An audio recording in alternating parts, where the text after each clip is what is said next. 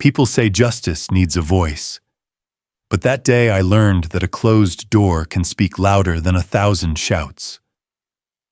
After the funeral, I was reminded that I no longer belonged in that house. No arguments, no explanations. Just one action clear enough for me to understand everything I had ever built was pushed aside.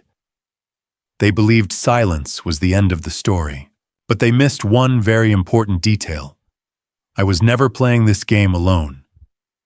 If you've stayed with me this far, I'm truly grateful. Let me know where you're listening from, and tell me this as well.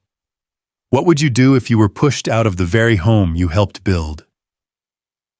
Your answer might not be the same as mine, but this story may change the way you see things. Also, please note, parts of this story have been adapted and fictionalized to better convey the message. I was standing in my son's study.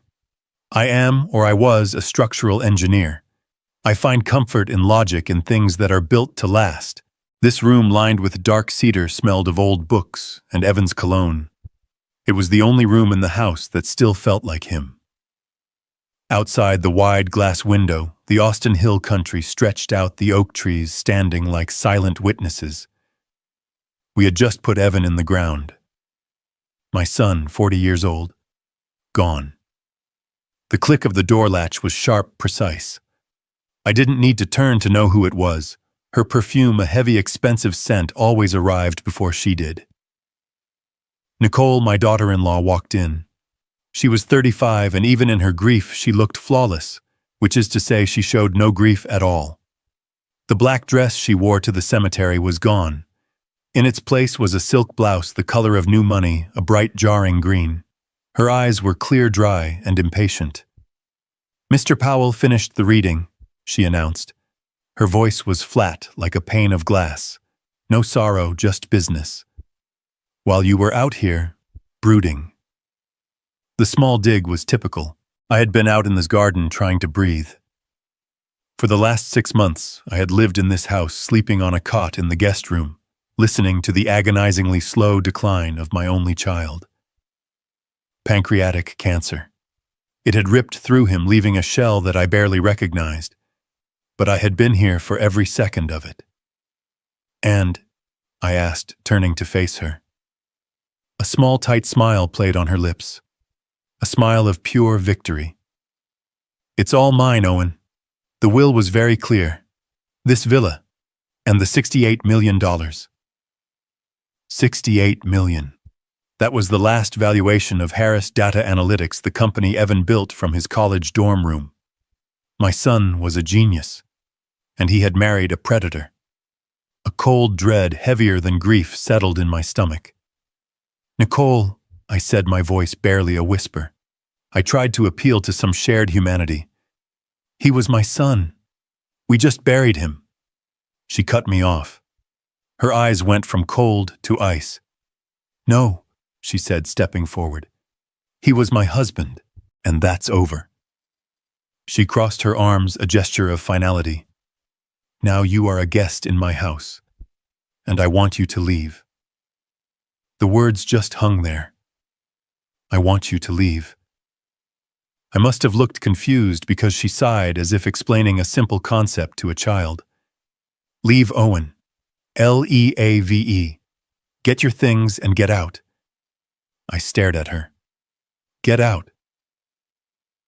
"Go where, Nicole?" "I sold my condo in Houston to come here. Evan wanted me here. He asked me to come." "Evan is dead," she said, shrugging as if discussing the weather. "He doesn't get a vote anymore. I need my space. I need to move on, start fresh. And I can't do that with you haunting the halls, a sad old relic reminding me of sickness." The cruelty of it was breathtaking. I had sold my home, the small, quiet place that I had shared with my late wife, Clara, the home where every corner held a memory of her. I sold it, cashed out my retirement savings, all at Evan's request, 6 months ago. He had called me, his voice already weak. "Dad, I need you. I don't want to be alone with her." So I came. I transferred my entire life savings into a liquid asset account, sold my property, and moved into this mausoleum. I thought I was doing it for my son. I thought I was part of his family. But my things, I stammered, feeling the pathetic weakness of my position. My clothes, my photos of Clara, they're still in the guest room. Nicole laughed. It was not a pleasant sound. It was short and dry like a bone snapping. That junk. She walked past me to the study door and pulled it wide open, holding it like a doorman dismissing a beggar. I already called a service. They're coming tomorrow morning to clear out the clutter. They do estate sales, I think. Or maybe they just haul it to the dump. Either way, it's out of my hair. She looked at me, her expression hard. I'd suggest you be gone before they arrive. It would be embarrassing for you. I couldn't move. She was talking about my life, the physical remnants of my 70 years, my wife's portraits, my engineering books. Gone. You're throwing me out, I said, the words tasting like ash. The same day as my son's funeral. This is my house now, she insisted, her voice rising. My life, my money, and you are not welcome in it. The last shred of her patience was gone. She strode forward, placed a perfectly maniciled hand on my chest, and pushed. It wasn't a violent shove, but it was firm. A push of utter dismissal, a 70-year-old man being pushed out of his son's home. Go on. I stumbled back out of the study and into the grand, cold hallway. Nicole stood in the doorway, framed in the dark wood, a queen surveying her new, clean kingdom. She looked me up and down one last time, her gaze filled with a contempt that was almost impressive in its purity. Listen, old man, she hissed, her voice dropping to a conspiratorial whisper as if sharing a dirty secret.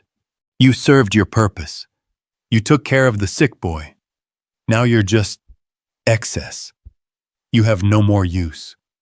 She leaned in. Go die in a dumpster. The heavy oak door slammed shut. The sound echoed in the marble foyer. The click of the deadbolt sliding into place was the final punctuation. I stood there on the porch, wearing my funeral suit. The keys to my 10-year-old sedan were in my pocket. Nothing else. No wallet. No credit cards. No change of clothes. No home. No family. Not a single possession to my name. The Austin evening air was starting to cool, but I felt a chill that came from deep inside. I stood motionless for a full minute, just trying to process the raw, unadulterated hatred. I tried to breathe, but my chest felt like it was encased in concrete. And then I remembered. The memory was so clear it cut through the shock. Evan. 3 weeks ago. He was lying in the hospital bed we'd set up in the living room, the one overlooking the garden. He was skeletal, his skin a pale, waxy yellow. The cancer had invaded everything. But his mind was still sharp. He had grabbed my hand, his grip surprisingly strong for a man so close to the end. Dad, he had whispered, the effort making him cough. I'm right here, son, I'd said, adjusting his pillow. Just rest. No, he insisted, his eyes locking onto mine. A spark of the old, Evan the genius, the planner. I'm sorry. About Nicole. Don't worry about that now, I said, trying to soothe him. It doesn't matter. It does, he rasped. You have to promise me something. After I'm gone. Things are going to happen. She's going to be herself. He'd given a weak, bitter laugh. She's going to be exactly who she is. I didn't understand then. I thought it was the morphine, the rambling of a dying man. Dad promised me. He squeezed my hand. Let it play out. Whatever she does, whatever she says, you do nothing. You don't react. You don't fight her. You just let it happen. Promise me. I promise, Evan, I said, just to give him peace. I promise. Now, standing on the cold stone porch of the house I helped design, cast out like trash, I finally understood. He knew. My boy knew exactly who he was married to. He knew exactly what she would do, and he had made me promise. My silence began at that moment. The rage was still there, a white-hot fire in my gut. But the promise to my dead son was a firewall. This was not weakness. This was not surrender. This was the beginning of a plan. I turned my back on the house, walked down the long, immaculate driveway, got into my car, and drove away without looking back. I drove for an hour, maybe more. The sun dipped below the hills, painting the sky in colors of bruise purple and blood orange. I just drove. The familiar streets of Austin became a maze. I had no destination. The reality of my situation began to sink in. I am 70 years old. I have no home. My wallet, my credit cards, my checkbook were all in that guest room in the junk Nicole was having, hauled away. I was, for all intents and purposes, destitute. I pulled into a gas station, the check engine light on my car glowing mockingly. I searched the console and my pockets. I found a handful of change, just enough for a call. I stepped into the greasy, flickering light of a public phone booth, a relic from an age I suddenly felt very much a part of. I dialed the number from memory. It rang 4 times. Yeah. The voice on the other end was gravelly impatient. Diane, I said. I was surprised to hear my own voice crack. Owen, my God, where are you? I've been trying your cell. After the service, Wait a minute. You sound terrible. What's wrong? Diane. My late wife, Clara's best friend. They had been like sisters since college. When Clara passed, Diane was the only one who didn't offer platitudes. She just showed up with a bottle of scotch and sat with me in silence. She's a retired journalist, practical, sharp as a tack, and has no tolerance for nonsense. I took a deep breath. Nicole. She kicked me out, Diane. Dead silence on the other end. I could practically hear her processing the information. What? She threw me out of the house just now, right after the funeral. She said it's all hers. A string of curses exploded from the receiver, a colorful tapestry of words that made a nearby trucker look over at me in admiration. That bitch! Diane roared, and I had to pull the phone away from my ear. I knew she was a gold-plated snake, I told Clara. I said. She cut herself off with a grunt. A heavy sigh. Where are you, Owen? Give me the exact address. I told her the intersection. Stay right there, she commanded. Don't move a muscle. I'll be there in 10 minutes. She was there in 8. Her old Toyota sedan screeched to a halt in front of the phone booth. She got out her silver hair, a wild halo. Under the gas station lights, marched right up to me and wrapped me in a hug. It was a solid, bracing embrace that smelled faintly of turpentine and coffee. Get in the car, she said. Her apartment was small, cluttered with books, canvases, and half-finished art projects, but it was warm. It felt human. She pointed me to a worn-out armchair, disappeared into the kitchen, and returned with a heavy tumbler filled with amber liquid. Drink this, she ordered. I took a sip. The whiskey was cheap and harsh, and it burned a trail of fire down my throat, but it was exactly what I needed. It burned away the cold numbness. Diane sat across from me on a stack of newspapers, her arms crossed, her eyes fixed on me. Tell me, she said, every single word. And I did. I told her about the green blouse, the 68 million, the junk in the guest room, the push, and I told her the last line. Go die in a dumpster. With every word, Diane's face got darker. When I finished, she sat in silence for a long time, just staring at the floor. All right, she finally said, her voice dangerously calm. Here's what we do. Tomorrow morning, first thing, we're calling a lawyer. My nephew's ex-wife, she's a shark. We're going to sue that creature. We'll contest the will. We'll get you.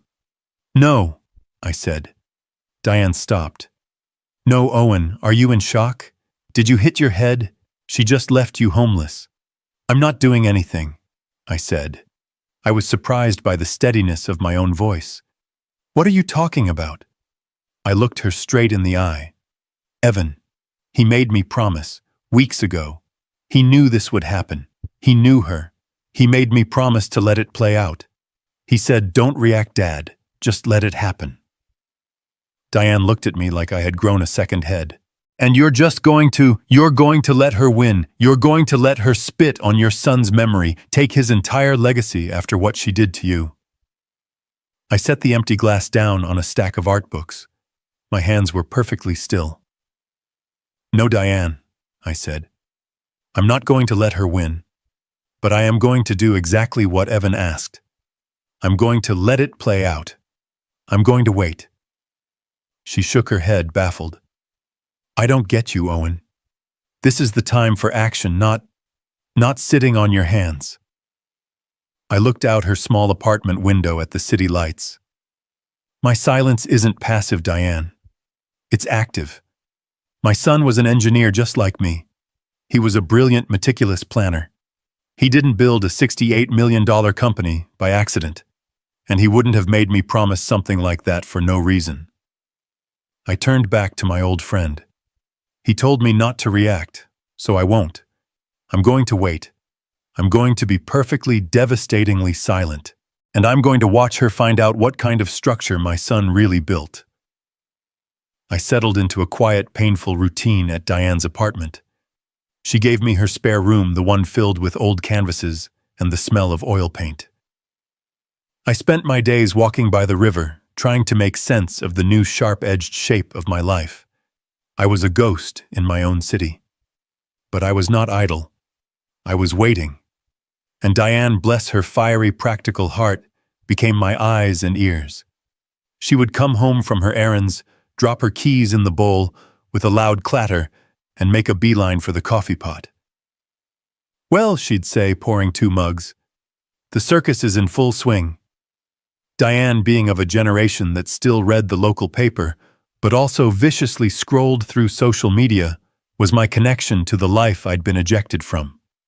She had, with what she called journalistic curiosity, started following Nicole on Instagram. You won't believe this, she said one evening, shoving her phone in my face.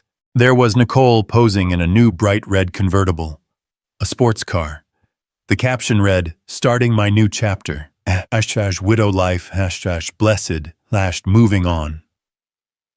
2 days later, another post, a lavish party at the villa. Dozens of strangers milling around my son's garden, champagne flutes in hand. She's having an estate sale, Diane reported, her voice dripping with disgust. Not a quiet one, a full-blown auction. Mid-century modern and tech memorabilia. She's selling Evan's entire life, his old computers, his collection of vintage engineering books, even the furniture from his study. I just nodded, sipping my coffee. The furniture I had helped him pick out. The desk where he'd coded the first version of his company. Don't you want to, I don't know, scream? Diane asked, watching me. I looked at the picture of Nicole smiling, her arm around some young, handsome man. No, I said, my voice quiet. She's doing exactly what Evan predicted. She's loud. She's fast. She's making a spectacle. She was burning through money, or at least she was spending as if the $68 million was a liquid checking account. She was putting on a show for the world, trying to prove how rich and free she was. But I knew the truth. Evan knew the truth. All she had was paper. And a house she didn't understand. She was an actress signing autographs on a stage she didn't own. Her new life was a performance, and the first bill was about to come due. She just didn't know it yet. The call came on a Tuesday morning. I had just returned from a walk, and Diane was at her painting easel, a whirlwind of gray hair and focused energy. My cheap, prepaid phone, which Diane had insisted on buying me, buzzed on the kitchen counter. An unknown number. I picked it up. Hello? A sharp, impatient breath on the other end. Owen, It was Nicole. Her voice was not the weeping, desperate tone I had heard in my imagination. It was the same cold, arrogant voice that had told me to go die. "I need the key," she snapped. No hello, no preamble. I stood very still, watching Diane's brush move across the canvas. "I'm afraid I don't understand." "Don't play stupid with me," she hissed. "I've turned this house upside down. Evan's personal safe, the little one behind the bookshelf in his study. I can't find the key. I know he gave it to you." Ah. So the performance was over. The parties and the sports car were not enough. She needed something specific. "Why would you think I have it, Nicole?" I kept my voice perfectly level, a calm, flat line. "Because you were his confidant. You two were always whispering. He probably told you to hide it from me. He was always trying to protect things." Her voice was laced with an old resentment. This was an old fight. "I'm sorry I can't help you," I said. "Listen to me, you old fool!" Her voice dropped, losing its manufactured polish and turning into a raw snarl. "I am not asking. I am telling you. That safe contains business documents. Things I need. Whatever he put in there, it belongs to me now. I am the sole heir." She was right. She was the heir to everything. My son had made sure of that. And he had made sure I would promise not to interfere. "I'm sorry, Nicole," I said again, and I enjoyed the sterile, meaningless phrase. "Give me the key, Owen, or what you want money for it." "Is that it? Are you trying to blackmail me?" "I don't know what you're talking about," I said. It was the first deliberate, calculated lie of my plan. It slipped out easily. It felt structural, like laying a foundation stone. A shriek of pure frustration came through the phone. "You do know I'll call the police. I'll tell them you've stolen property from the estate." I waited. The silence from my end was, I hoped, more terrifying than any threat I could make. "I don't have what you're looking for," I said, and then I hung up. Diane stopped painting. She turned to me, a smear of blue paint on her cheek. "Well," she said, "the little piranha is starting to starve." "No," I said, looking at the phone. "She's just realized the bait was in a cage she can't open." I stood there, the cheap plastic of the phone cool against my ear. I listened to her snarl, her arrogant assumption that she could just demand, and I would obey. "I'm sorry, Nicole," I said again, my voice a quiet, flat wall. "I'm afraid I don't understand what you're talking about." It was the first deliberate, calculated lie of my plan. It slipped out easily. It felt structural, like laying a foundation stone. It wasn't just a denial. It was a move in a game she didn't even know she was playing. I wasn't just saying I didn't have it. I was withholding it. A shriek of pure frustration came through the phone, so loud, Diane actually flinched from across the room. "Don't you lie to me, you old fool. You do know I will call the police. Is that what you want? I will tell them you've stolen property from the estate. How will that look? A 70-year-old man arrested for theft. You want to die in a jail cell instead of a dumpster." I waited. The silence from my end was, I hoped, more terrifying than any threat I could make. I let her words hang in the air, their own poison. She was frantic. This wasn't about business documents. This was about something she needed. "I don't have what you're looking for, Nicole," I said. And then before she could scream again, I ended the call. The silence in the apartment was heavy. Diane had stopped painting. She was just watching me, her head tilted, a smear of blue paint on her cheek. "Well," she said, her voice low, "the little piranha is starting to starve." "No," I said, looking at the phone in my hand. "She's just realized the bait was in a cage she can't open." Diane put her brush down and walked over. "She's that desperate for a key.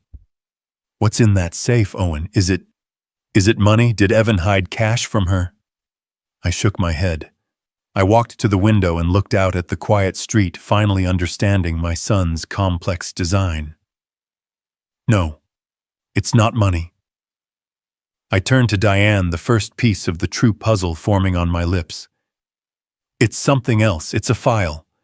It's the one thing Evan knew she would tear the house apart to find, and it's the one thing he made sure she could never ever have. The threat lingered in the air, heavy and toxic, long after I ended the call. "I'll call the police," Diane scoffed. "She's bluffing. What can she tell them? The old man I kicked out won't give me a key I can't prove he has." I shook my head slowly. "No, she's not bluffing. She'll do it. She's a creature of impulse and aggression. She'll make a scene. She will call them, and she will lie, and she will drag my name through the mud." And that, I realized, was the signal. The moment Evan had prepared me for.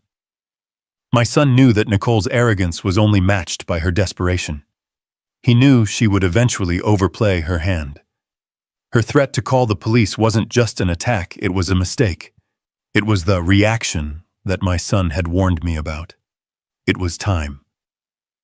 I went to my small, battered suitcase, the one Diane had managed to retrieve from a storage unit I'd forgotten I had. Taped beneath the worn lining was a single crisp business card. It was not for Mr. Powell, the public-facing executor of the will. This card was different. It was for a law firm I had never heard of. I didn't call the executor. Mr. Powell was a pawn, a man designed to read the simple, straightforward will. I dialed the number on the card, the number my son had given me 6 months ago, with the same quiet, intense urgency he'd had when he made me promise. "Ford and Associates," a crisp voice answered. "I need to speak with Ms. Ford," I said, my own voice steady. "My name is Owen Harris. It's about the Evan Harris Trust." There was a pause, a soft click, and then a new voice, sharp and intelligent, came on the line. "Mr. Harris, I've been expecting your call." Her office was not in one of the towering glass skyscrapers downtown. It was in a discreet, older brick building in a quieter part of Austin. The plaque in the lobby was small, just Ford and Associates. There was no opulence, no grand mahogany desks in the waiting room. Just quiet, expensive, understated competence. A moment later, I was shown into an office. Ms. Ford was not what I expected. She was perhaps 40, with dark, intelligent eyes and hair pulled back in a way that was severe but practical. She wore a simple, well-tailored dark suit. She didn't look like a shark. She looked like an architect. She stood up and her handshake was firm. "Mr. Harris, please sit. I'm glad you called." She didn't say she was sorry for my loss. She said it like a business partner who knew the first phase of a project was complete. You were expecting me," I said, stating the obvious. "Yes," she said, sitting down. She gestured to a file on her desk. It was a thick, bound document. "Your son was one of the most meticulous clients I have ever had. He was a brilliant planner." She let that hang in the air. This was her confirmation. I wasn't here to tell her my story. She already knew it. My mind went back 6 months, to a rainy afternoon when Evan was still Evan, before the disease had hollowed him out. He had driven me to this exact building. "Dad," he'd said, his voice serious. "Mr. Powell is my company's lawyer. He'll handle the will. That's the public part. That's for Nicole." He had tapped the steering wheel. "But you are my family, and you need to meet Ms. Ford. She handles the trust. That's the private part. That's for the structure." I remember sitting in this very office with Evan by my side. He had looked at Ms. Ford and said, "My wife is a very present tense person. She does not plan. She consumes. I have a father who needs to be protected, and I have a legacy that needs to be secured. The will is the bait. This," he had tapped the thick document she was preparing, "this is the trap." Ms. Ford had nodded. It's a very specific and binding living trust, Evan. It's built like a fortress. But it requires a partner, someone with patience, someone who can withstand the initial assault. Evan had looked at me. My dad is an engineer. He understands that a foundation has to cure. He can be silent. He can wait. Now, sitting in that same chair, I felt the crushing weight of that promise. He knew, I whispered. He knew she would kick me out. He anticipated it, Miss, Ford corrected gently. He anticipated several possibilities, but he knew her character. He knew she would see you as a liability, not an asset. He built this entire structure around that one predictable fact. She leaned forward, her expression shifting from professional calm to something active. You've done the hardest part, Mr. Harris. You've endured the emotional assault. You've been silent. You've let her make the first move. You've honored the plan. She smiled a thin, sharp, intelligent smile. Now it's our turn. Now we follow the blueprint. So let's clarify the situation, Ms. Ford said, her hands resting calmly on the thick file. What Mr. Powell read was the truth. The will is perfectly legal, valid, and ironclad. Nicole did inherit everything. I must have looked confused because she clarified. She inherits the villa in Austin, and she inherits Evan's entire stake in Harris Data Analytics, which as of the last valuation on January 1st was worth $68 million. She let that sit. The will is the what. The living trust, this document here, is the how. And the how is where the structure lies. She continued, your son was an engineer, Mr. Harris, through and through. He didn't believe in piles of cash. He believed in systems. He believed in load-bearing walls and stress tests. He knew Nicole saw that $68 million figure and thought of a bank account she could drain. But it's not, I said, catching on. It's stock in a private company. Exactly, Ms. Ford said. It's stock, and the living trust which governs all of his assets has stipulations, very precise ones. This was the first part of the plan. This is why Nicole was frantic for the key. She had gone to the bank expecting to swim in cash and had found an empty pool. She had discovered that her $68 million was just paper. It gave her a title, but it gave her no money. Ms. Ford looked at me, her gaze sharp. This brings us to the present. She's just discovered she can't touch the money, so she will be looking for the next most obvious source of liquid cash. Has she made any moves to sell the other assets? Has she tried to liquidate the villa? I thought of Diane's reports, the parties, the sports car, the frantic spending. She was acting rich, but she was bleeding out. Yes, I said. A friend of mine. She's been following her. Nicole is trying to sell the villa, fast. She's hired a high-end realtor and is demanding a quick cash sale.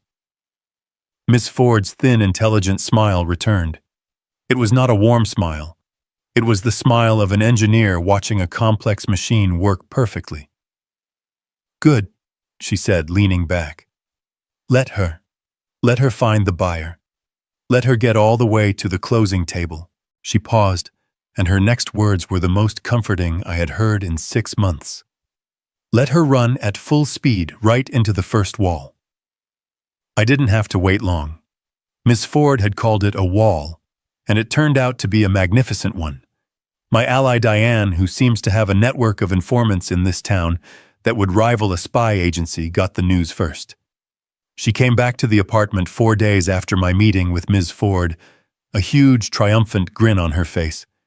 She didn't even take her coat off before she started talking. She went to the bank, Diane announced, pouring herself a coffee. She finally did it. According to Diane's source, a friend who works in wealth management, Nicole had made an appointment. She had walked into the private bank that handled Evan's accounts not with humility, but with the full-blown arrogance of a lottery winner. She was wearing a brand new dress, carrying a handbag that probably cost more than my first car, and she demanded to see the chief branch manager. She sat down, crossed her legs, and in her own words was ready to consolidate her assets. The bank manager, a very polite man who had known Evan for years, looked uncomfortable. He pulled up her file. He looked at his screen. He cleared his throat. "Mrs. Harris," he apparently said, "I see the will has been executed and you are the sole beneficiary. Congratulations." Nicole had just smiled and tapped her expensive nails on his desk. "Thank you. Now I want to arrange a wire transfer. A large one. Let's start with $5 million. I have expenses." This, Diane said, is where the manager turned pale. He had to explain in the most delicate banking terms possible that he couldn't transfer $5 million. He couldn't even transfer $5,000. "What do you mean?" Nicole had snapped, her smile vanishing. "Mrs. Harris," the poor man said, "your husband's accounts, the liquid cash accounts, they're empty." He explained that Evan had systematically emptied his cash reserves over the last 6 months. There was nothing left to transfer. Nicole's first reaction wasn't anger. It was confusion. "Empty? That's impossible. What about the $68 million? The will said $68 million. The banker, trying to be helpful, pointed out that her inheritance was assets tied up in the corporation, not cash. It was, he said, a matter for the executor of the estate. Nicole, Diane's friend said, had left the bank not in a rage but in a cold, silent panic. The first crack had appeared. She had a title, a house, and a mountain of paper, but she didn't have a single dollar. The bank manager's polite, unhelpful words were the trigger. Nicole didn't just leave the bank. She went on the attack. Her next stop was not to go home and think. It was to find someone to blame. And that person was Mr. Powell. Mr. Powell, the executor, was a man who lived by the predictable, calm rhythm of wills and probate. His office was a sanctuary of beige carpets and the quiet ticking of a grandfather clock. He was not prepared for the hurricane that was Nicole Harris. His secretary told us later, Diane, of course, got the story that Nicole didn't wait to be announced. She simply burst through the main doors, her face a mask of pale rage, and stormed past the front desk yelling his name. "Powell, where are you?" She threw open the door to his private office, finding him calmly reviewing a file. He looked up, startled, over the top of his reading glasses. "Mrs. Harris, I wasn't expecting you." "Where is it?" she shrieked, slamming her $10,000 handbag onto his antique desk, sending a cup of pens flying. "Where is my money?" Mr. Powell, to his credit, was a creature of absolute professionalism. He had been briefed by Ms. Ford. He knew his role.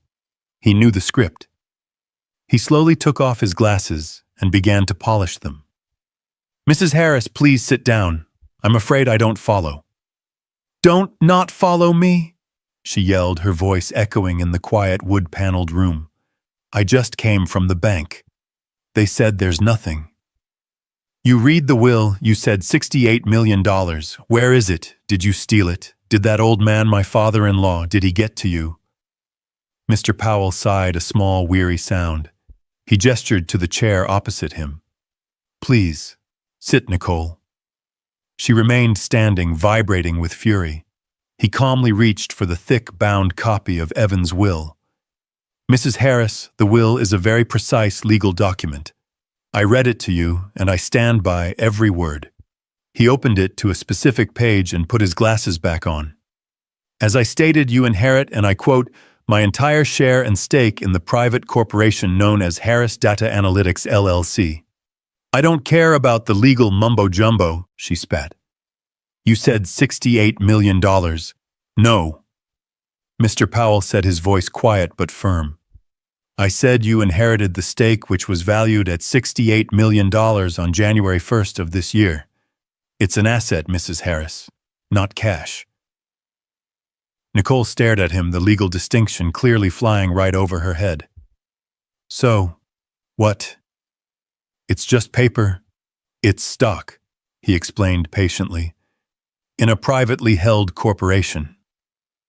A moment of relief washed over her face. Fine stock. Then sell it. I want the cash. $68 million. Sell the stock, put the money in my account. This is simple. She crossed her arms as if the matter was settled. Mr. Powell looked down at the will, then back at her. I'm afraid I can't do that. What do you mean you can't? As the executor, I can only transfer the assets to you, which I have done. You are now the legal owner of that stock. But I cannot liquidate it for you. Then I'll sell it. Who do I call a stockbroker? Give me the number. Mr. Powell shook his head, a slight, almost sad smile on his lips. It's a private corporation, Mrs. Harris. It's not traded on the stock market. You can't just sell it. He let that sink in. He saw the panic flash in her eyes. Then, how do I get my money? She asked, her voice dangerously low. Well, he said, in a situation like this, a private sale would have to be approved. Approved by who? According to the company charter which your husband drafted and signed himself, no sale or transfer of founding shares can be executed without the unanimous written approval of the board of directors. Nicole scoffed, a flicker of her old arrogance returning. The board, fine. Who is it? A bunch of Evan's old college buddies. Get them on the phone. I'll convince them. Mr. Powell tented his fingers. He looked at a different file on his desk, one Ms. Ford had provided him that morning. Well, that's the interesting part. Since your husband was the primary shareholder and board member, and since his passing, the board has, by its own bylaws, consolidated. What does that mean? She snapped. It means, Powell said, looking her directly in the eye, that there is currently only one remaining founding board member. This person, as the last founder standing, holds complete and total veto power over any sale, any liquidation, or any change in the company's financial structure. Nicole was leaning over his desk. Who is it? Mr. Powell looked down at the paper, though he already knew the name. It's your father-in-law, Mrs. Harris. He paused. Mr. Owen Harris. The silence in the room was absolute. Nicole's face went from red to a sickly pale white. She looked for a moment like she was going to be sick. All the pieces were connecting in her head. The key to the safe. His infuriating quiet no. His silence. It was all a plan. She was trapped. She backed away from the desk, a strange, strangled noise in her throat. She looked at Powell as if he was the devil himself. Then the panic was replaced by pure, uncut rage. Fine, she screamed, snatching her purse from his desk. Fine, you think you're so smart. You and that old nothing. You can play your little games. You can keep your worthless, stupid paper. I don't need it. She was halfway to the door, a woman cornered and lashing out. I still have the villa, she yelled, turning back to point a trembling finger at him. And it's worth $20 million free and clear. And there is no board that can stop me from selling it. I'm selling it tomorrow, and you, and that old man, you can go to hell. She slammed the door so hard the grandfather clock chimed in protest. Mr. Powell sat in the sudden silence. He picked up his pen, made a small check mark on his notepad, and returned to his file. The first wall had held perfectly. Nicole didn't just walk out of Mr. Powell's office. She exploded from it. She was a woman possessed, fueled by a pure white-hot rage. That $20 million villa wasn't just an asset to her anymore. It was her proof. It was her victory, her revenge against me, against Mr. Powell, and against the ghost of my son. She was done with paper and rules. She wanted cash, and she wanted it now. She didn't just call a realtor. She called the most expensive, aggressive real estate agent in Austin. The kind you see on reality TV who wears sharp suits and promises impossible results. Diane, my ever-watchful ally, reported that the realtor's Instagram was suddenly full of sneak peeks of a stunning, one-of-a-kind Austin masterpiece. Nicole's only instruction to the agent was simple and desperate. I don't care about the best price. I care about the fastest price. I want a cash buyer, and I want this done in 10 days. Of course she did. She was bleeding money. The upkeep on that villa, the taxes, the pool cleaners, the landscaping, the electricity for a 10,000 square foot home was astronomical. The credit cards she'd been using to fund her new, blessed widow life were screaming in protest, hitting their limits. She wasn't just selling, she was running. And in a hot market like Austin, fast cash for a trophy property wasn't hard to find. Within a week, just 7 days, the high-powered agent had worked a miracle. A cash buyer from California looking to relocate was hooked. They signed the initial papers, waived most of the inspections to speed things up, and a closing date was set. Nicole Diane told me was ecstatic. She was insufferable.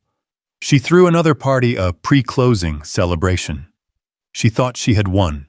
She had found the loophole. She had beaten Evan's stupid, complicated games. She was already planning her move to a beach in Europe. She had in her mind, finally and completely, won. She had no idea. She was a fly buzzing triumphantly, just moments before hitting the glass. The standard title search, the last boring routine step before closing, was about to begin. And that is where Evan had laid his final, most brilliant, load-bearing wall. The deal was set to close on a Friday. Nicole, according to her realtor's triumphant social media, was already packing. She was, for all intents and purposes, a multimillionaire in her own mind. The cash was as good as in her account. The closing was scheduled for 2 p.m. at a high-end title company downtown. The buyers were there with their agent. Nicole was there with hers, wearing a white suit, as if she were the bride at a wedding. She was all smiles, tapping her pen, ready to sign the papers that would release her. This is the part of any real estate deal that is by design boring. It's called due diligence. It's the part Nicole, in her haste, had tried to skip, but the buyers, being wealthy and smart, had not. Their lawyers and the escrow company ensuring the deal had to do one final routine check. A title search. A simple computerized check to make sure the property was free and clear. They were all sitting at the long, polished conference table. The title officer, a neutral man in a bland suit, was shuffling the last of the papers. The check for $20 million was sitting right there, a cashier's check waiting to be handed over. The officer's phone buzzed.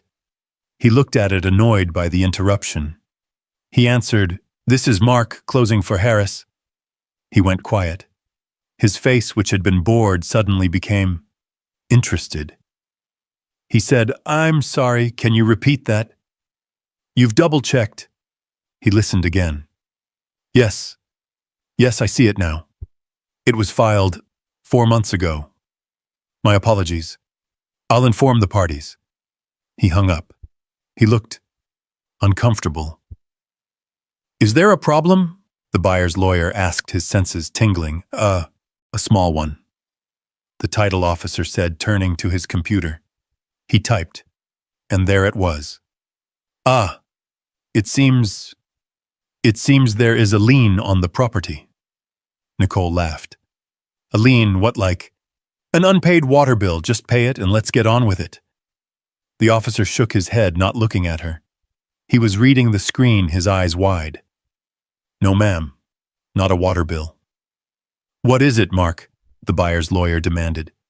"It's a UCC-1 filing," the officer said, his voice now cautious. "A secured promissory note. The house, the property itself, was used as collateral for a private loan." Nicole's smile froze. "A loan? What loan? Evan didn't have any loans." "This one was registered 4 months ago," the officer said, reading. Just before he passed." "How much?" the buyer's lawyer asked, his pen already back in his pocket. This deal was dead. The title officer swallowed. $15 million. The room went silent. The buyer's agent let out a low whistle. Nicole looked like she had been shot. $15 million, she whispered. "That's correct," the officer said. "The loan is secured by the property. We cannot transfer a clear title. The loan, and its accrued interest, would have to be paid in full before the sale." The buyer's lawyer stood up, collecting his papers. "This sale is off." "Wait!" Nicole screamed, her voice cracking. Who is the loan from what bank?" The title officer looked at his screen one last time, squinting at the name of the secured party. "It's not a bank, ma'am," he said. He looked up, and I imagine he felt a small, cold kernel of pity. "The lien holder, the person the $15 million is owed to, is a Mr. Owen Harris." The call didn't come from Diane this time. It came from Ms. Ford. Her voice was calm, professional, and utterly devastating. "Mr. Harris," she said, "as anticipated, the closing for the villa did not proceed. The title search identified the $15 million lien. The buyers have officially withdrawn their offer." I hung up the phone and sat in the quiet of Diane's apartment. I pictured the scene at that title company. The buyers angry and inconvenienced. The realtors watching their commissions evaporate. And Nicole. I pictured Nicole dressed in her victory suit, her face frozen in disbelief as her $20 million escape hatch slammed shut and locked with her on the wrong side. For the first time, I allowed myself to analyze her situation not as a victim, but as an engineer. I examined the structure of her new life, and I saw with clinical precision that it was a catastrophic failure. Her assets were a mirage. Asset $168 million in stock. This was her mountain of gold. But it was locked in a vault, and I, the man she'd told to die in a dumpster, was the only one with the key. It was worthless to her. It generated no income. It was just paper. Asset 2. The $20 million villa. This was her escape plan. Her liquid cash. But my son, with Ms. Ford's guidance, had turned it into a cage. By securing a $15 million loan against it, a loan representing my life savings, the money from the house I sold, to care for him, Evan, had turned her greatest asset into her greatest liability. She couldn't sell it.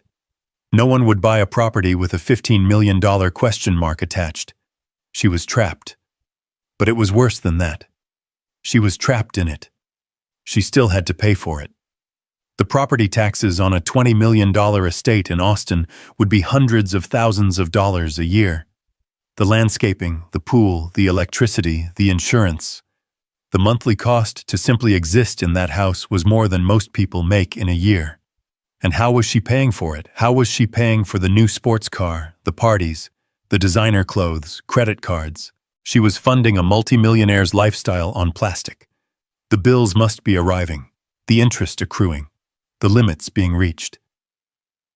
I did the math in my head. No cash flow, massive unmanageable liabilities, and zero liquid assets. She wasn't just in trouble. She was insolvent. She was in a financial free fall, accelerating toward a ground made of concrete.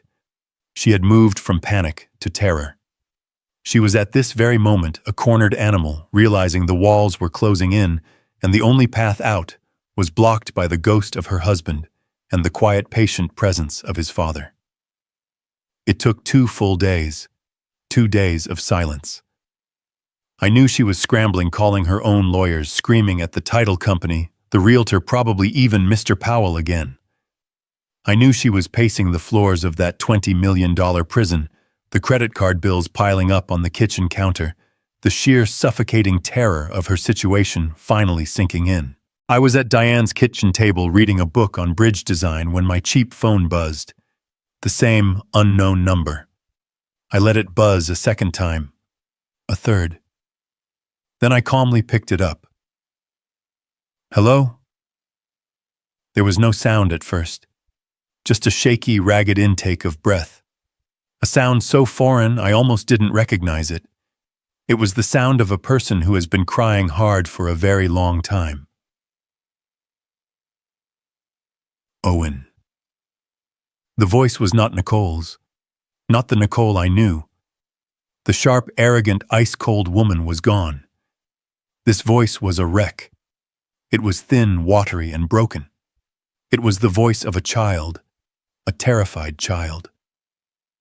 "Owen, please," she choked on the word. A sob wet and ugly burst from her. I said nothing. I just held the phone to my ear, my posture unchanged. I looked at the diagram of a truss bridge, appreciating its strength. Owen, I was at the closing. She stammered, the words tumbling out between sobs. There was a paper, a lien. Owen, they said $15 million. She was crying so hard she could barely speak. I don't understand. What's happening? Evan didn't have any loans I would know. It's a mistake, isn't it? It has to be a mistake. I remained silent.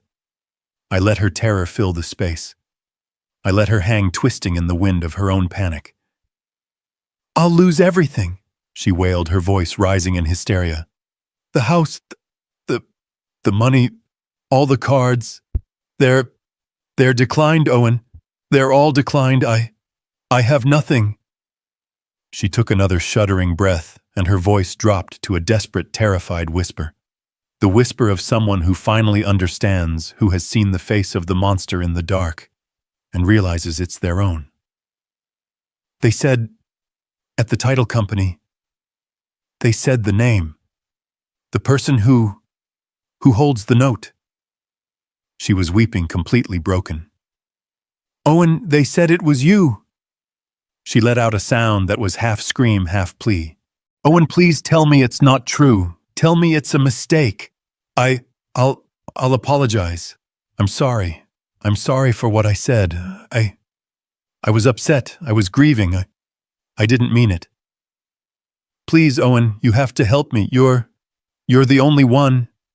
Please fix this. You can sign a paper, can't you? You can make it go away. I let her desperate, frantic, lying words hang in the air for a long, perfect structural silence. I let her feel the full weight of her helplessness. I let her understand that she was completely and totally at my mercy. And then I spoke. My voice was not angry. It was not triumphant. It was not sad. It was cold. It was the voice of an engineer stating facts. The voice of a man giving instructions. Ms. Ford's office, I said. She stopped crying, a sudden confused hitch in her breath. What? The office of Ms. Ford, my lawyer, 10 o'clock, tomorrow morning. Owen, can't you just... 10 o'clock, I repeated, my voice cutting through her stammering. I paused, and then I delivered the final, devastating, beautiful blow. The line that changed everything. The line that told her in no uncertain terms that her life as she knew it was over, and that I was now in charge. And Nicole, I said, my voice as cold and clear as ice, bring your lawyer. I ended the call. We were there first. The conference room at Ford and Associates was a study in quiet power. No vast sweeping views of the city, just a long, dark, polished wood table, 12 high-backed leather chairs, and soundproof walls. It was a room designed for strategy, not for show. I sat on one side of the table, a simple glass of water in front of me. Ms. Ford sat at the head, not with my file, but with a new, much thinner one. We were calm. We were ready. We had been for 6 months. At 10:02 a.m., the door opened. Nicole burst in as if propelled by a strong wind. She was a wreck. This was not the immaculate, cold woman from the funeral. Her hair was stringy, pulled back in a haphazard bun. Her expensive silk blouse was wrinkled, and her eyes were red-rimmed and puffy, her face swollen from 2 straight days of crying. She looked haunted. Trailing behind her was a man I didn't recognize. He was a young, nervous-looking lawyer, clutching a briefcase like a life raft. He looked completely out of his depth, his cheap suit a stark contrast to Ms. Ford's tailored armor. This was not a high-powered attorney. This was the first person she could find who would take her case, probably on a credit card that was now most likely declined. They sat down opposite me. The silence in the room was heavy, broken only by Nicole's ragged breathing. Her lawyer cleared his throat, shuffling his papers. Ms. Ford, Mr. Harris, we are here today to discuss the alleged lien on the Harris property. My client, Mrs. Harris, believes there has been a significant misunderstanding. Ms. Ford didn't even look at him. Her gaze was fixed on Nicole. Nicole had no time for her lawyer's pathetic script. She wasn't here for a legal debate. She was here to beg. Her eyes, red and swollen, locked onto mine. The thin veneer of her anger was gone, her arrogance shattered. All that was left was raw, primal terror. "Owen," she whispered. Her voice cracked and the tears she had been fighting just broke. Her face crumpled. "Owen, She put her face in her hands, her shoulders shaking with those same ugly, racking sobs I'd heard on the phone. I'm so sorry." Her lawyer looked at her, then at us, completely lost. I know," she stammered, looking up, mascara smudged beneath her eyes.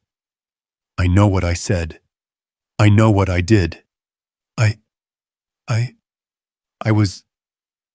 was grieving, Owen. I was so angry about Evan. And I took it out on you. I didn't mean it. I swear I didn't mean any of it." She was rambling, the words tumbling out. "I told him," she gestured wildly at her own lawyer. "I told him we're not here to fight. We're just here to fix this." She leaned forward, her palms flat on the dark, polished wood. Her eyes were desperate, pleading, searching my face for any sign of the old, passive Owen. "Owen, please. I am begging you, on my knees. I know I was wrong. I am so sorry. I'm sorry I told you to leave. I'm sorry for everything." The apology was as empty as her bank account, but her desperation was real. "But this loan," she said, her voice dropping. It's just a mistake, right? It's just some legal thing Evan set up for taxes, something you planned for the company." She was looking for any straw, any alternate explanation she could grasp. "Please, Owen," she whispered, the tears rolling freely now. It's Evan's house. His home. You loved him. I know you did. You can't let them take it. You can't let me lose it. He wouldn't have wanted this. This would kill him all over again." The hypocrisy was so thick I could almost taste it. You can fix it," she said, her voice childlike. You're the lien holder. That's what they said. That just means you're in charge of it, right? You can sign a paper. You can erase it. Forgive it. Please, Owen. For Evan's memory. Please. Just make it go away." She was breathless, her entire future hanging on my answer. "I'll do anything," she sobbed. I'll let you move back in. We can share it. I'll give you half. Just help me. Please, Owen, help me." She finished her plea hanging in the soundproof room and looked at me, a drowning woman begging for a lifeline.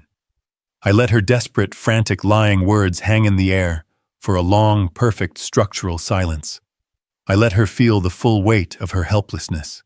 I let her understand that she was completely and totally at my mercy.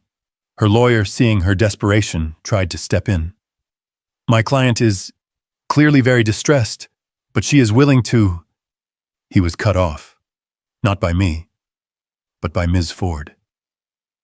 "Let's be very clear about what is happening here." Ms. Ford's voice was not loud, but it sliced through the room, cutting off Nicole's sobs like a switch.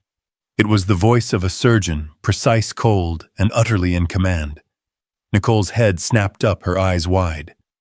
"You are here," Ms. Ford continued, looking directly at Nicole, "begging Mr. Harris to erase a mistake."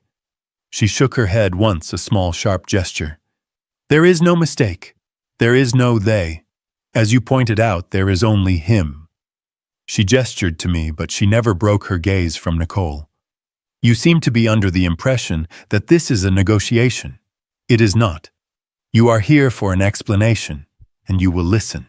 Nicole's lawyer stammered. Now see here, my client. You will be quiet, Ms. Ford said, her voice dropping a degree, or your client can face this alone. Your choice. He closed his mouth.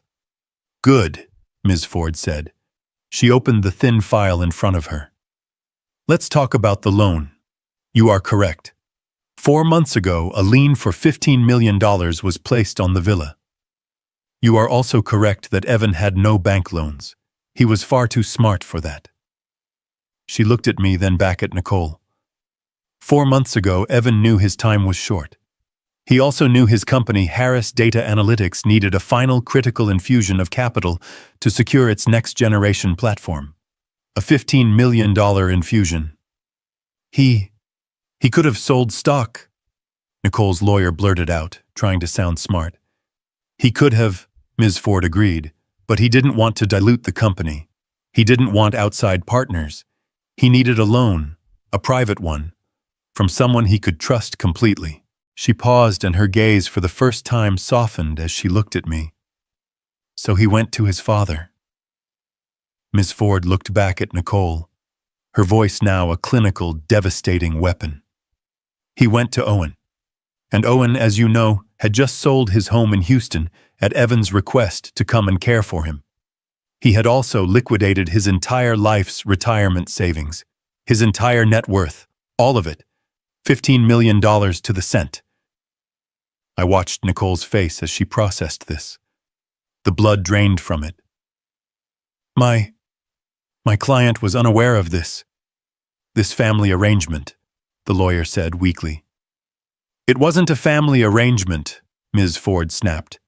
It was a business transaction, a meticulously documented, ironclad, fully legal business transaction. She slid a single piece of paper across the table. This is the promissory note. Owen Harris, the lender. Harris Data Analytics, the borrower. A loan of $15 million. But the house, Nicole whispered the word, catching in her throat. Exactly, Ms. Ford said. The company needed the loan. But Owen needed security. He's an engineer, after all. He doesn't take foolish risks. So Evan, in his capacity as the sole owner of the villa, personally guaranteed the loan. He used his only significant personal asset, the house you are currently living in, as the collateral. Nicole's lawyer was shaking his head. This is unconscionable. This, Ms. Ford said, is a contract, and contracts have terms, and Evan, being a meticulous planner, was very specific about the terms. This was it, the final turn of the key. It was not a 30-year mortgage, Ms. Ford continued, her voice quiet. It was a short-term secured note, with a very specific due date. The loan, all $15 million of it, plus accrued interest, became due, and I quote, 60 days following the date of my passing. I watched Nicole's eyes try to do the math. I could see the panic as she counted the days since the funeral. Ms. Ford saved her the trouble. Evan passed away 61 days ago. The loan became due yesterday. Which means, Ms. Ford said, closing the file, as of 12:01 a.m. this morning, this loan is officially in default. Nicole's lawyer stood up, his voice cracking. So, you're going to sue for the money from the company. My client, she controls the stock. Ms. Ford smiled. The thin, intelligent, terrifying smile of an architect watching her masterpiece unveiled. No counselor, she said. We're not. Why would we bother with the stock? We have the collateral. She stood up. Mr. Owen Harris, she announced, is not here today as a grieving father you can manipulate. He is not here to erase a loan or forgive a debt. She placed her hands flat on the table, her gaze pinning Nicole to her chair. He is here today as the secured creditor, Miss. Ford paused, letting the words fill the room, letting the final devastating, beautiful truth land. He is here to foreclose.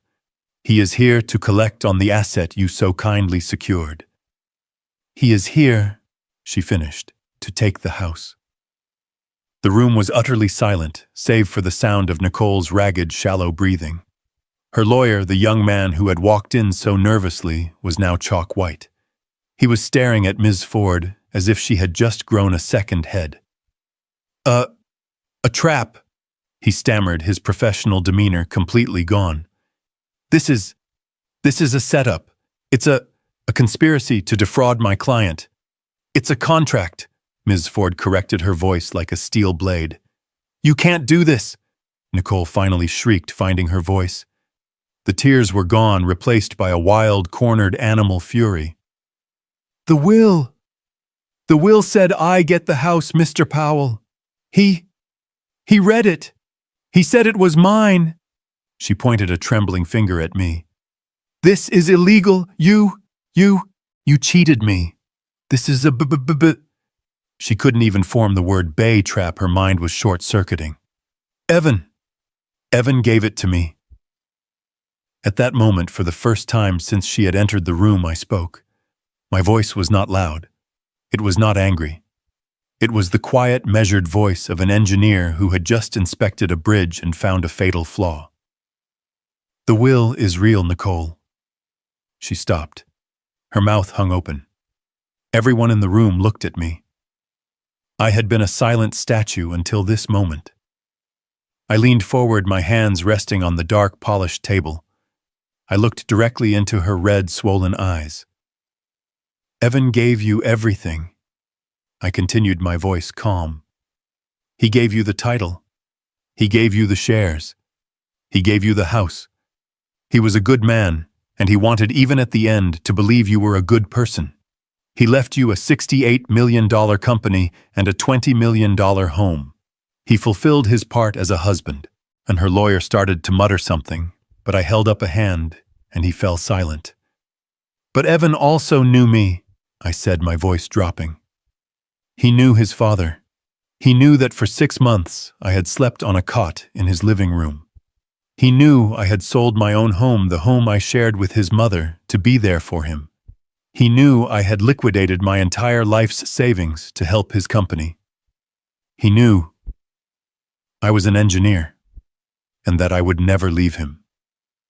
I paused, letting the words settle. And he knew you, Nicole. He knew that the second he was gone, you would see me as, what was your word, excess. He knew you would throw me out. He knew you would tell me to go die in a dumpster. He knew you would try to sell his legacy, his work, his home for parts as fast as you possibly could. She was shaking her head, whispering, No, no, no. So he and we designed a structure, I said. A final test, an engineering problem. He gave you the house, yes, but he gave me the lien. And he gave me his word on his deathbed. I leaned in, and my voice was the only sound in the universe. The plan was simple. If you had been human, Nicole, if you had shown me 1 ounce of decency, if you had said, Owen, let's grieve together, stay in the house, it's your home too, my instructions from Ms. Ford were to extend that $15 million loan, indefinitely, for 20, 30, 50 years. The house would have been yours, free and clear to live in, to enjoy. It was a test of your character. I looked at her, my face as hard as the concrete I used to pour. And you failed. The silence that followed was absolute. The lawyer, the young man, just stared, his briefcase open, forgotten. He was witnessing a homicide, and he didn't know how to stop it. Then Ms. Ford, who had been listening with a quiet, appreciative smile, leaned back in her chair. She looked at the lawyer almost pityingly. Mr. Powell read the will very carefully, she said, her voice light, almost conversational. He did his job to the letter.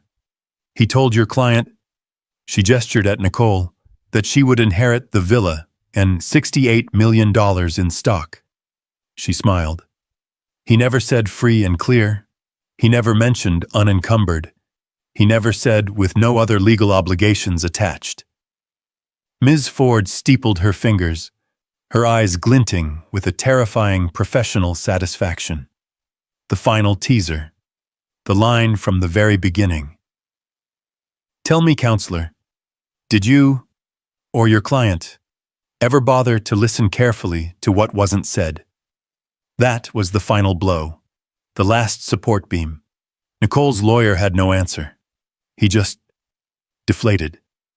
But Nicole, her eyes, which had been darting between me and Ms. Ford, suddenly went blank. The fury, the terror, the desperation, it all vanished, replaced by a flat, terrifying nothing. Her mind had run the numbers. It had seen the trap, the contract, the test, the failure, and it had finally irrevocably shut down. She made a small, "oh" sound, a tiny little puff of air. Her body, which had been rigid with tension, suddenly went limp. Her head lolled to the side, and with a quiet, ungraceful thud, Nicole Harris fainted, sliding sideways out of her high-backed leather chair and collapsing into an unconscious heap on the conference room floor. There was no rush. Her lawyer, the young frightened man, just stared at her, unsure of what to do. Ms. Ford's assistant came in quietly, placed a glass of water on the table and a small vial of smelling salts. Ms. Ford waved the salts under Nicole's nose. Nicole sputtered, her eyes flying open with a gasp. She was on the floor, her wrinkled suit bunched around her, her hair a mess. The humiliation of that moment, dazed on the carpet looking up at our impassive faces, was perhaps worse than the financial ruin. Her lawyer fumbled to help her up. "Mrs. Harris, are you okay?" She got back into her chair, her body trembling, her face pale. She was broken. The fight was gone. She just stared at the table. Ms. Ford did not offer sympathy. She simply slid the glass of water toward her, and then with a small, precise motion, she slid a new slender folder into the center of the table. "Now," Ms. Ford said, her voice calm as if nothing had happened. "We can proceed." Nicole's lawyer looked at the folder, then at us. "Proceed with what my client is in no condition." "Your client," Ms. Ford interrupted, "is in the perfect condition. She is for the first time in a position to fully understand the consequences of her actions." She looked at Nicole. "The choice is yours, of course. You always have a choice." She tapped the folder. "These are not papers from Mr. Harris. These are the final provisions of your husband's living trust. The part he wrote for this exact scenario. You have two options," Ms. Ford stated. "Option 1, you fight. You can instruct your lawyer to sue us. You can take this to court. You can claim undue influence or duress or any other expensive, time-wasting legal term you wish. We will, of course, welcome it." Ms. Ford smiled. "And here is what will happen. We will go to court. This contract," she tapped her own file, "this $15 million lien will be proven to be 100% legal binding and ironclad. A judge will rule in Mr. Harris's favor. The court will order the foreclosure. Mr. Harris will take the house, and you, Nicole, will be evicted by a U.S. Marshal." She let that sink in. "You will be left with $68 million in stock that you can never, ever sell. You will be left with zero assets and a mountain of legal debt from the fight you just lost. That is your first choice. Utter, complete, and public ruin."